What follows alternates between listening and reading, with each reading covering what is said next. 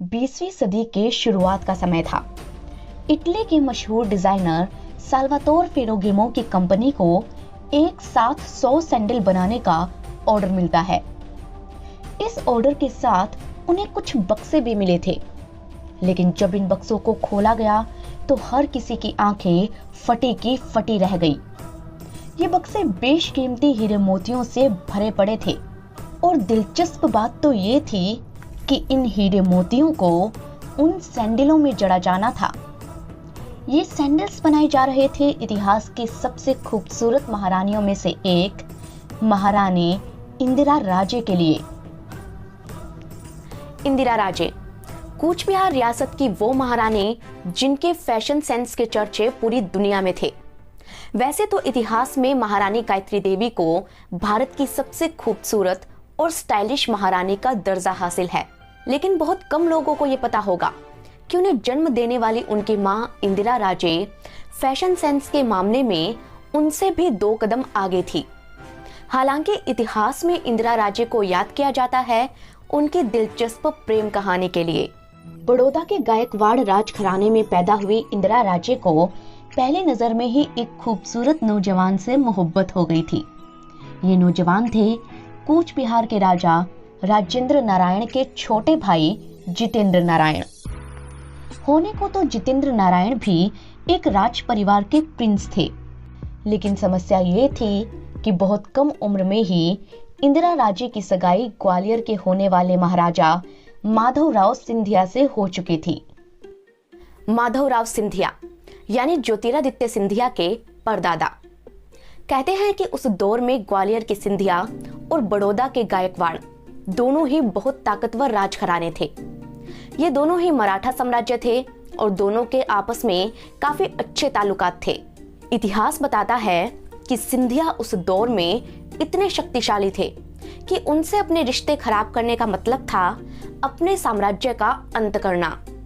दूसरी तरफ गायकवाड़ राज परिवार भी इस शादी के खिलाफ था।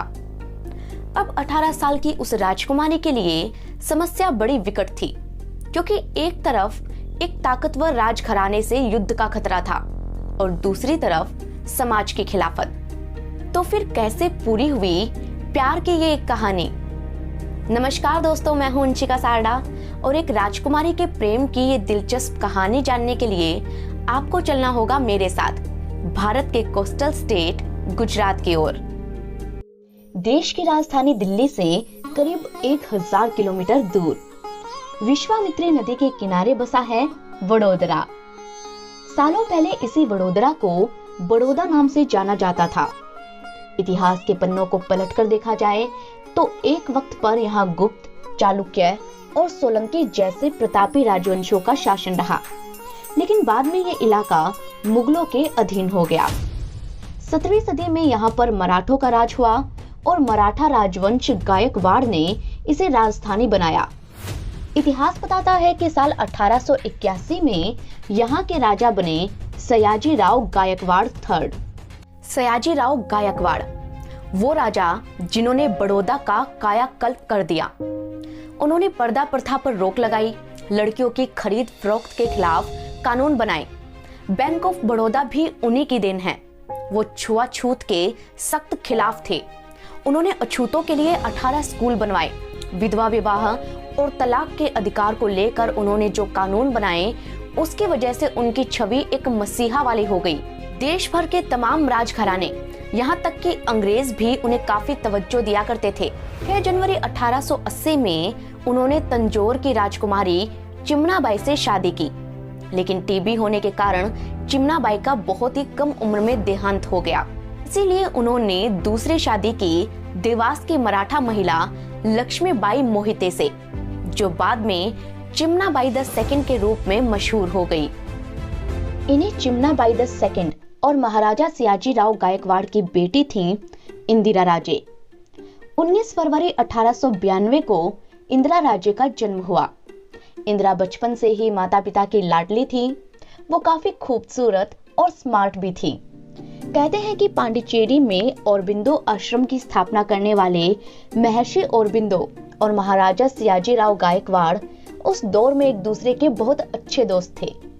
महर्षि औरबिंदो ही गायकवाड़ राजघराने के बच्चों को शिक्षा दिया करते थे। वो खुद बताते हैं कि सियाजीराव के सभी बच्चों में से इंदिरा राजे सबसे ज्यादा होशियार थी। इंदिरा सर्वगुण संपन्न थी, इसलिए उनके पिता ने उनका रिश्ता देश के सबसे ताकतवर राजघराने के होने वाले महाराजा माधवराव सिंधिया से तय कर दिया था। ये वो दौर था जब देश भर के राजा महाराजा अपने बच्चों की शादी राज परिवारों में ही किया करते थे। इनमें भी रसूख की लड़ाई होती थी। बड़े और ताकतवर राजघराने के लोग अपनी बराबरी के रजवाड़ों से ही रिश्ता बनाना चाहते थे, इसीलिए वो कम उम्र में ही अपने बच्चों की शादी तय कर दिया करते थे। क्योंकि गायकवाड़ और सिंधिया दोनों ही बराबरी वाले मराठा राजघराने थे, इसीलिए सियाजीराव ने इंदिरा राजे की सगाई माधवराव सिंधिया से करवाकर अपनी इस दोस्ती को रिश्तेदारी में बदलने का काम किया। माधवराव सिंधिया उस वक्त देश के सबसे नामी गिरामी सिंधिया स्कूल में पढ़ते थे। दोनों के परिवारों ने ये तय किया कि पढ़ाई पूरी होते ही माधवराव और इंदिरा राजे की शादी कर दी जाएगी, लेकिन किस्मत को शायद कुछ और ही मंजूर था। हुआ यूं कि 12 दिसंबर 1911 को इंग्लैंड के सम्राट जॉर्ज V क्वीन मैरी के साथ दिल्ली आते हैं। इस खुशी में दिल्ली दरबार सजाया जाता है। यूं तो पहले भी 2 बार दिल्ली दरबार लग चुका था, लेकिन इस बार का दरबार कुछ खास था, क्योंकि पहली बार खुद किंग जॉर्ज इसका हिस्सा बनने वाले थे। इसी वजह से भारत के तमाम राजा महाराजा दिल्ली में इकट्ठा होते हैं। इंदिरा राजे भी महाराजा सियाजीराव गायकवाड़ के साथ इस दरबार में शरीक होने आती है। कहते हैं कि इस दिल्ली दरबार में हर एक रियासत के राजा को किंग का वेलकम करना था।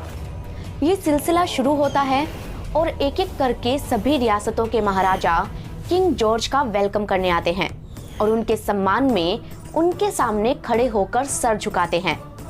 लेकिन जब महाराजा सियाजीराव की बारी आती है तो वो किंग का वेलकम तो करते हैं, लेकिन उनके आगे सर नहीं झुकाते। उनकी इस हरकत से अंग्रेज भी दंग रह जाते हैं, लेकिन इतिहासकार मानते हैं कि उनका ये कदम ऐतिहासिक था, क्योंकि वो ही इकलौते भारतीय राजा थे जिन्होंने ऐसा करने की हिम्मत दिखाई।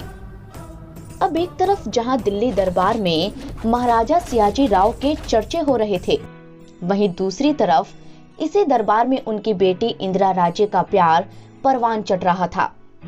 हुआ यूं कि दरबार में कूच बिहार के राजा राजेंद्र नारायण के साथ उनके छोटे भाई प्रिंस जितेंद्र नारायण भी शरीक होने आए थे। जितेंद्र नारायण लंबी चौड़ी कदकाठी के और बहुत ही हैंडसम थे। यहाँ पर उनकी मुलाकात इंदिरा राजे से हुई। एक खूबसूरत राजकुमारी और एक नौजवान प्रिंस पहले ही नजर में एक दूसरे को भा जाते हैं और चंद घंटों की मुलाकात में ही ये एक दूसरे से शादी करने का फैसला ले लेते हैं। इंदिरा ये फैसला तो ले चुकी थी, लेकिन मन ही मन वो ये अच्छी तरह से जानती थी कि अपने पिता से वो इस बारे में कोई बात नहीं कर सकती, क्योंकि माधवराव सिंधिया से सगाई तोड़ना उनके पिता को सख्त नामंजूर होता। वो जानती थी कि उनके प्यार की खातिर उनके पिता सिंधिया राज परिवार से बैर मोल नहीं लेंगे। इसीलिए इंदिरा ने वो किया जो उस दौर में सोच पाना भी नामुमकिन था। 18 साल की इंदिरा राजे ने खुद माधवराव सिंधिया को एक पत्र लिखा, जिसमें उन्होंने लिखा था कि वो किसी और से शादी करना चाहती है, इसलिए वो इस सगाई को तोड़ रही है। कहते हैं कि इसी दिल्ली दरबार में माधवराव सिंधिया भी आए थे। इंदिरा राजे ने चुपचाप ये लेटर माधवराव सिंधिया तक पहुंचा दिया और खुद अपने पिता के साथ बड़ौदा रवाना हो गई। चिट्ठी पढ़कर माधवराव सिंधिया दंग रह गए।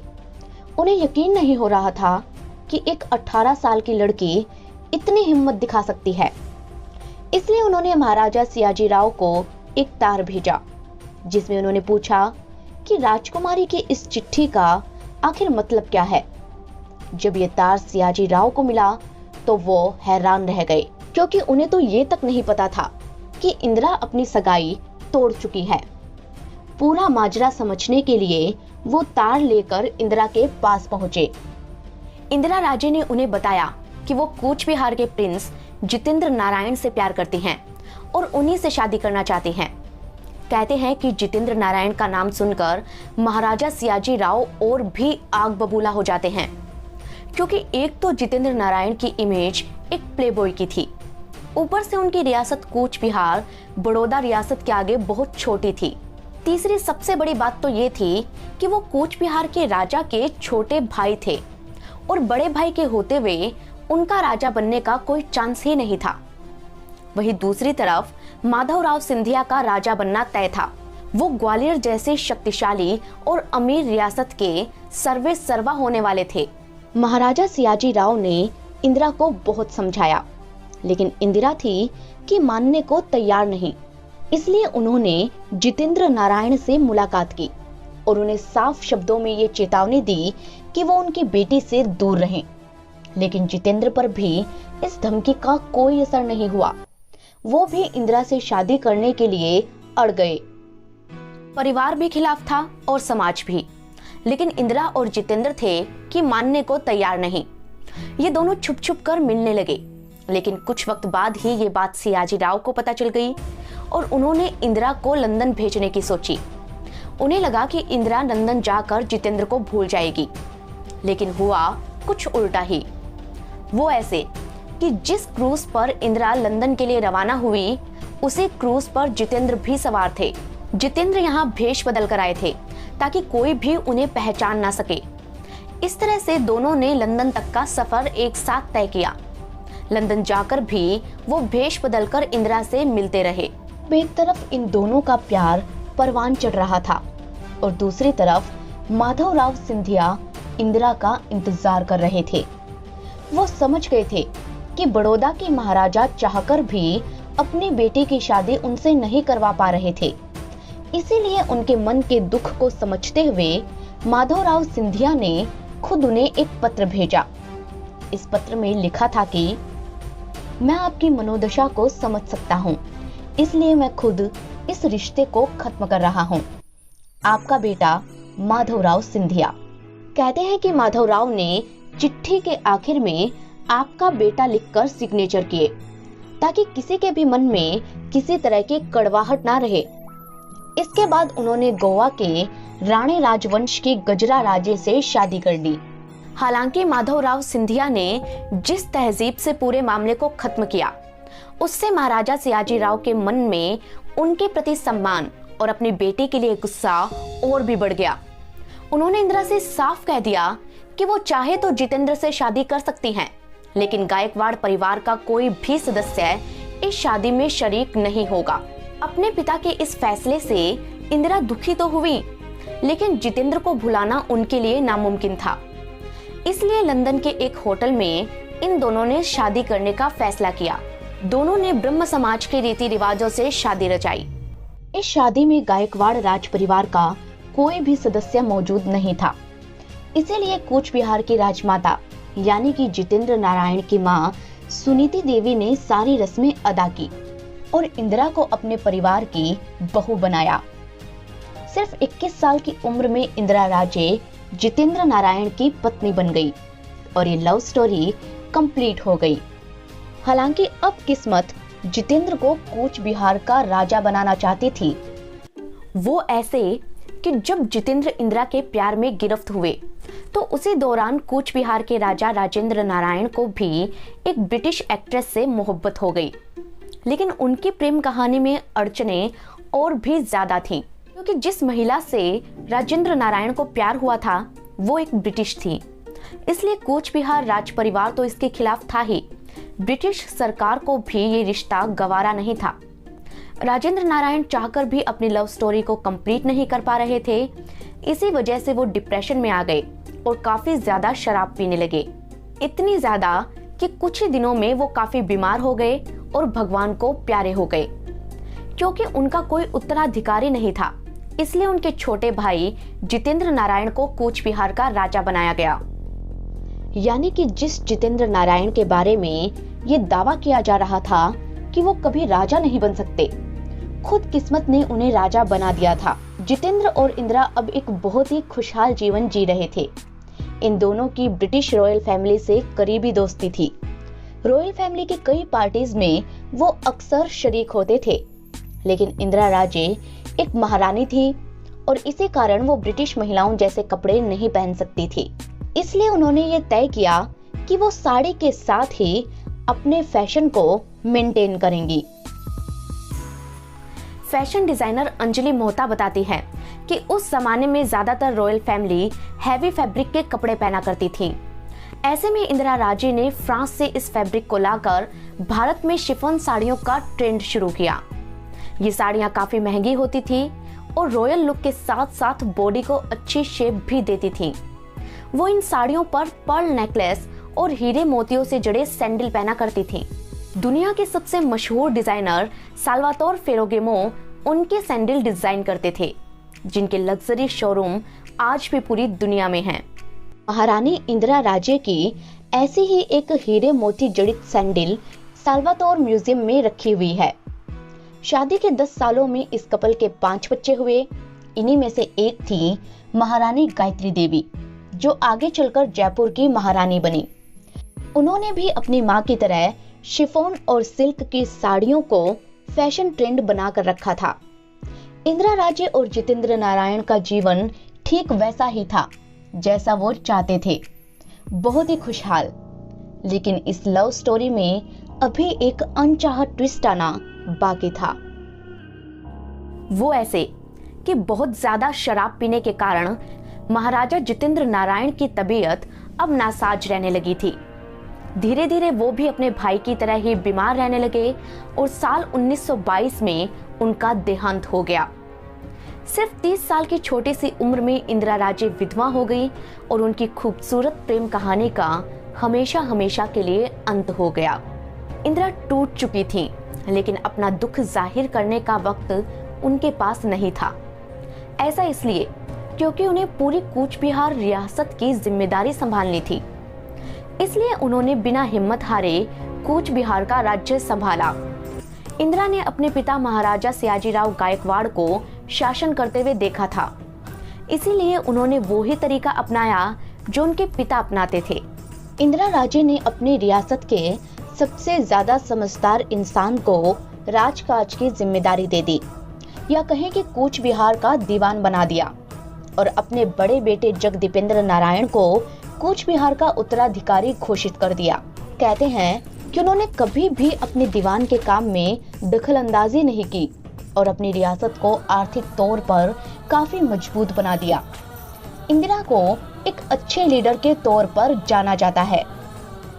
लेकिन कुछ लोग उनकी ये कहते हुए आलोचना करते हैं कि वो बहुत पार्टीज करती थी और ज्यादातर समय यूरोप में बिताती थी। लेकिन इतिहास बताता है कि इंदिरा राजे ने कभी भी अपनी रियासत के हितों को ताक पर रखकर ऐशो आराम नहीं किया। खैर, साल 1930 में इंदिरा और जितेंद्र के बड़े बेटे जगदीपेंद्र नारायण 18 साल के हो गए और उन्होंने राजकाज को बखूबी संभाल लिया। इसके बाद साल 1947 में कूच बिहार रियासत का विलय भारत में हो गया और राजे रजवाड़े महज इतिहास बनकर रह गए। इसी इतिहास के पन्नों से निकली प्यार की ये एक कहानी हमने आपको सुनाई। दोस्तों, ये कहानी अगर आपको अच्छी लगी हो तो हमें कमेंट करके जरूर बताएं। साथ ही जाने से पहले हमें ये बताना ना भूलें कि आप हमें कहां से देख रहे हैं और अगली रिपोर्ट किस टॉपिक पर देखना चाहते हैं। हम मिलेंगे आपको अगली कहानी के साथ। तब तक के लिए धन्यवाद।